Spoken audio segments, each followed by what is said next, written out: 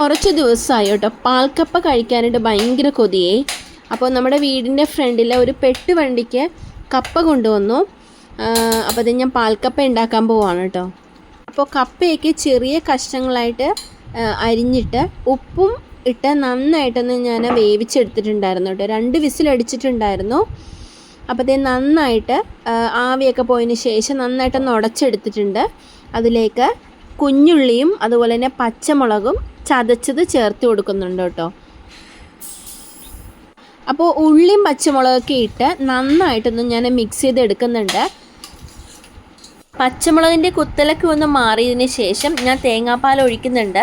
തേങ്ങാപ്പാൽ ഞാൻ 1-ാം പാല് 2-ാം പാല് അങ്ങനെ സെപ്പറേറ്റ് എടുത്തിട്ടില്ലായിരുന്നു, ഒരുമിച്ചാണ് കേട്ടോ ഞാൻ ഒഴിക്കുന്നത്.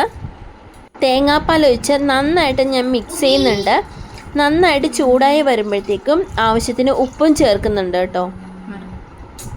പിന്നെ നമ്മുടെ ചേട്ടന്മാർ പോയിട്ടില്ല കേട്ടോ, 1-2 ദിവസത്തെ ജോലി കൂടിയുണ്ട് ഇവിടെ.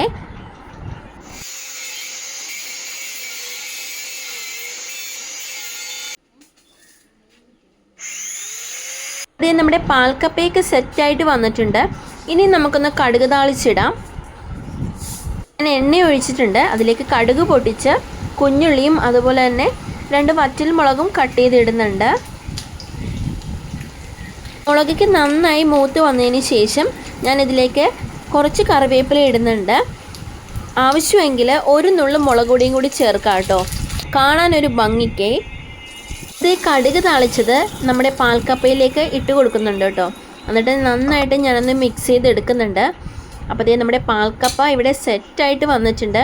പാൽക്കപ്പയുടെ കൂട്ടത്തിൽ മീൻ കറിയോ അതുപോലെ തന്നെ ബീഫ് കറിയോ ആണ് കേട്ടോ നല്ലൊരു കോമ്പിനേഷൻ. അപ്പോൾ എൻ്റെ കയ്യിൽ അയലക്കറി ഉണ്ടായിരുന്നു കേട്ടോ, നല്ല മുളകിട്ട് വെച്ച അയലക്കറി ആയിരുന്നു. അപ്പോൾ ഇന്നത്തെ വീഡിയോ ഇത്രയേ ഉള്ളൂ. വീഡിയോ ഇഷ്ടമായാൽ എല്ലാവരും സബ്സ്ക്രൈബ് ചെയ്യുക, സപ്പോർട്ട് ചെയ്യുക. Thank you so much. Bye bye.